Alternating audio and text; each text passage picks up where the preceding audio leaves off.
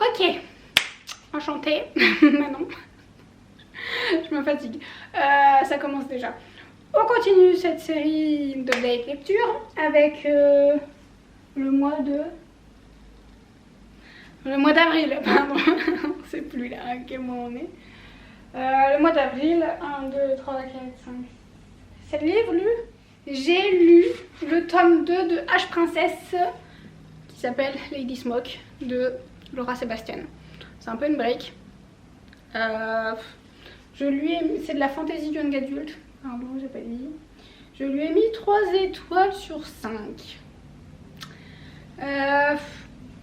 Avec le recul, peut-être que je lui en mettrais que 2,5. Oui. On suit les aventures, la suite des aventures de Théodosia, qui va vouloir reconquérir son palais, son peuple, son truc, son machin. Ouais. C'est sympa, mais en même temps, je suis pas attachée plus que ça au truc. Genre après, en soi, il y a eu des événements, je les ai pas forcément vus venir, mais en même temps, est-ce que ça me passionnait réellement? Pas plus que ça, c'est sympa, mais bon, ouais. J'ai encore j'ai le tome 3 là dans ma pile à lire, qui est aussi un peu aussi gros. Mais je me questionne si je vais vraiment lire le tome 3 parce que à quoi bon? Enfin, c'est sympa, mais c'est pas... Ça m'embarque pas non plus en mode waouh, c'est fabuleux quoi. Donc est-ce que ça vaut vraiment la peine que je lise le tome 3, l'histoire de dire que j'ai lu le tome 3? Peut-être pas, je pense pas en fait. Parce que enfin, il y a aussi du coup là, voilà, il y a un triangle amoureux là-dedans. Mais enfin, c'est déjà avec qui elle va finir. Enfin franchement, il n'y a pas photo. Donc bon, j'ai lu Captive, le tome 1. J'ai lu Captive. Pardon, c'est de la dark romance encore. Ça me faisait un petit peu peur quand même, il faut se le dire, hein, de lire ça. Enfin, je savais pas trop à quoi m'attendre parce que bon...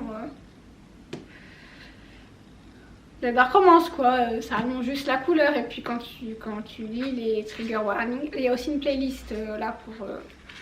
très bien la playlist. Bref, il y a des trigger warnings du coup... mention de viol, violence physique, langage violent. Voilà. Bref, donc j'avais un petit peu peur. En me disant, ouais. Bof quoi.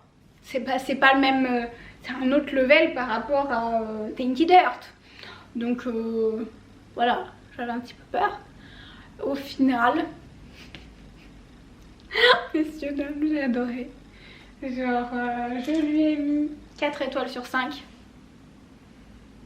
Et j'ai lu ça en 2-3 jours quoi. Donc bref, que dire dame. Comme pour l'autre dark romance, enfin c'est même pour toutes les romances, ils ont tous des casseroles hein, les personnages. Voilà, effectivement ils ont tous des traumas. On va dire que Ella, la personnage principale, il lui arrivait des trucs dans sa vie, mon dieu comment c'est possible. Voilà. Et donc elle rencontre Asher. Pardon. Bref, c'est dans le milieu, c'est un peu... Ouais, c'est de la mafia. Enfin, pas vraiment... Enfin, je sais pas trop comment dire. Là, le réseau de H, c'est du trafic d'armes,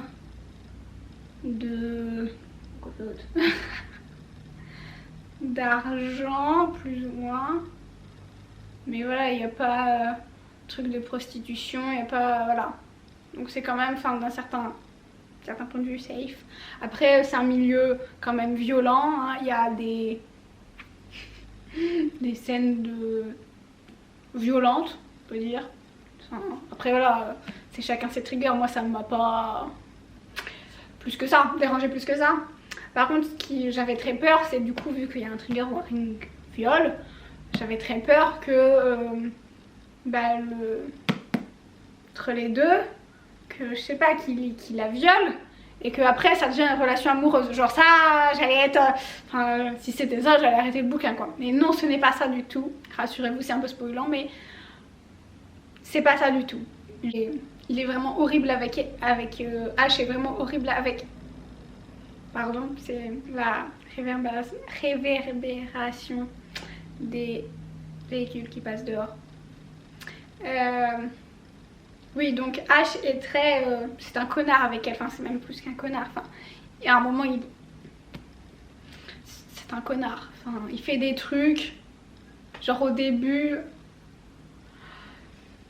c'est pas ok, mais Ella ne se laisse pas marcher sur les pieds. Et c'est ça qui est bien. Genre, malgré tout ce qu'elle a vécu, la fille ne se laisse pas marcher sur les pieds par ce connard de H. Et ça, on est en mode oui. Bref, et que dire d'autre? Il y a juste un moment où... Je pense qu'il n'y a qu'une scène qui m'a dérangée entre eux. Genre, à un moment... Ah ouais, mais c'est spoilant de dire ça, non. Il lui brûle la main. Voilà. C'est pas drôle, hein. Mais voilà. Il y a cette scène-là qui m'a juste gênée, dérangée parce que c'était problématique quand même. Enfin, bref, mais bon, à ce moment-là, ça allait pas, quoi. Entre eux, ils s'entendaient pas. Bref, et donc ça s'appelle Captive parce qu'il y a tout un réseau de captives. Ça s'appelle les captives, qui sont des madames qui représentent les... Attendez, hein, moi je lis le truc parce que je sais pas comment l'expliquer. Qui représentent leurs chefs, donc les chefs des réseaux. Et on va dire qu'elles ont un peu un... C'est un peu des... pas des espionnes, des agents secrets, un truc dans le genre. En fait, elles manigancent un peu derrière, tu vois, en mode discret. Et voilà. En gros, et voilà ce qu'est une captive. La vraie définition d'une captive, parce que on a un petit problème de malentendu au début du bouquin, bref. Et voilà, il y a beaucoup de post-it. Le fait qu'elle se laisse pas faire, genre ça ajoute du... Bah elle a du répondant, donc c'est drôle, enfin...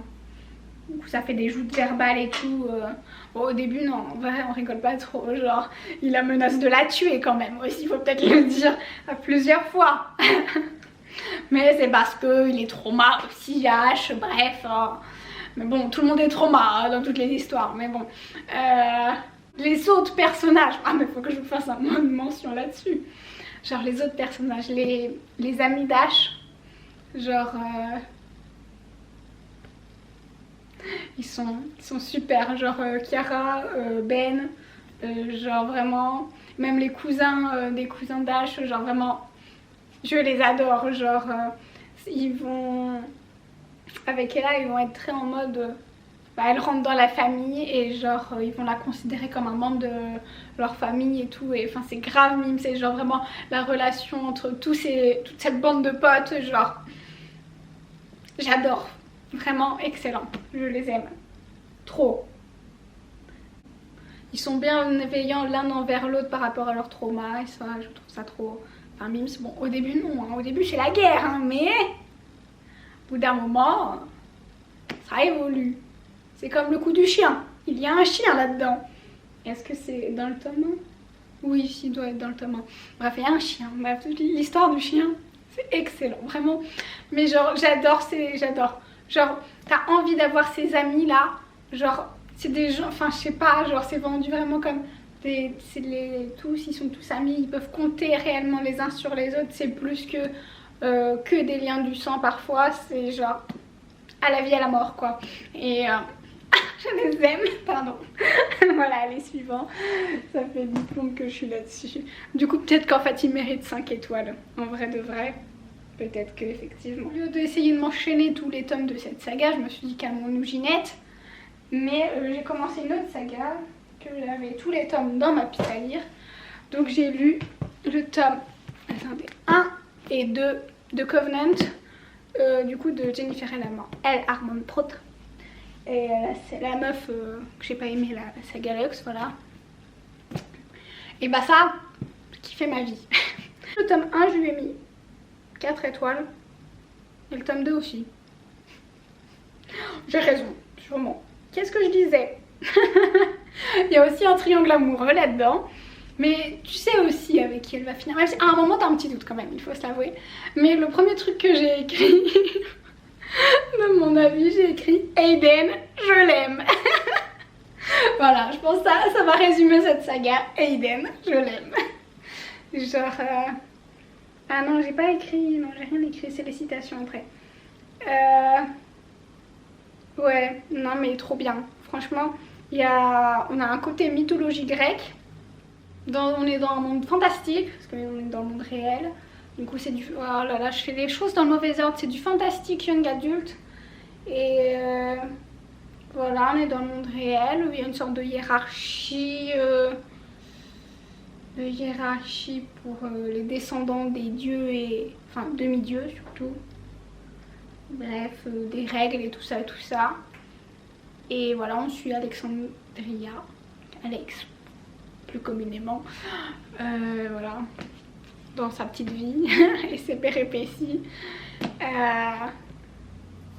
Je vais pas vous dire grand chose parce que vaut mieux tout découvrir et puis vous aurez le résumé sur Insta. Enfin, les photos Insta seront avant la vidéo, je pense. Voilà, bref, elle est in love depuis toujours de Aiden. Sauf que c'est un amour impossible parce qu'ils ne sont pas du même sang, même rang, même voilà. Bref, les relations entre les sangs purs et sangs mêlés sont interdites. Bref, donc elle est une sang mêlée, il est un sang pur. Bref, vous comprendrez en lisant qu'est-ce que c'est que ces conneries. Et voilà, elle l'aime beaucoup. Et le tome 2, que s'est-il passé? Ah oui, mais oui, de toute façon, en soi, l'autre mec du triangle amoureux arrive déjà dans le tome 1 en soi, je crois. Du coup, il y a Seth qui est là aussi. Seth aussi est mignon, hein, mais c'est pas Aiden. Pardon.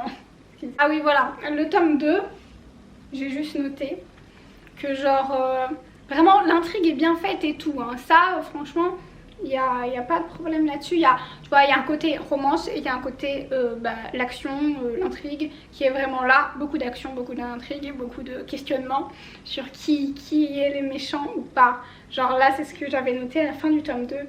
Genre, j'avais un gros doute sur qui est le méchant de l'histoire, sur 2 personnes.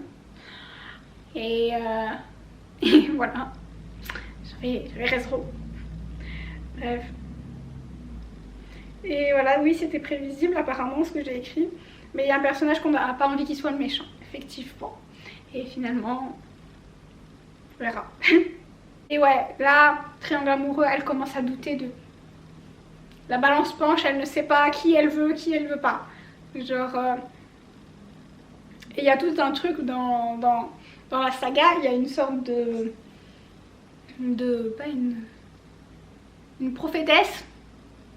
Ouais, une meuf qui dit des prophéties, qui lui a fait la leçon dans le tome 1 et qui, enfin ça revient à chaque fois dans quasiment tous les tomes, qui lui parle qu'il faut qu'elle fasse attention entre l'amour et le désir et bref, ça m'a fait tout le long du bouquin le truc, bref, voilà. Mais ça, c'est une très bonne saga, enfin c'est les 2 premiers tomes, mais la suite le mois prochain, mais lisez ça.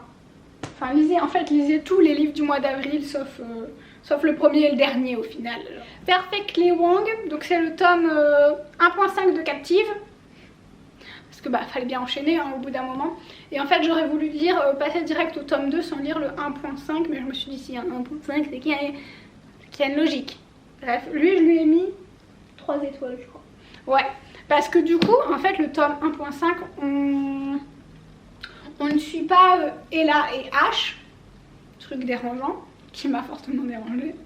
On suit l'histoire de Ben, donc c'est le cousin de Ash, bref, et c'est aussi un personnage grave bien.